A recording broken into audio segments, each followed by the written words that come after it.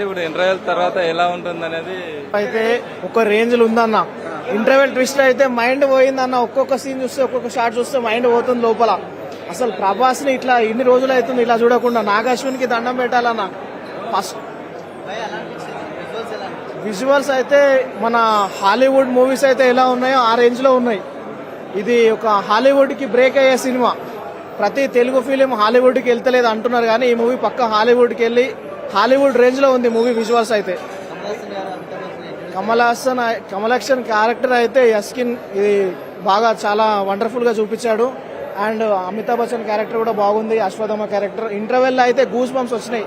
సీట్లలో ఎవరు కూర్చోలేదు అన్న. ప్రతి ఒక్కరు నిలబడే చూసిండు ఇంటర్వెల్ సీన్ కి అన్న.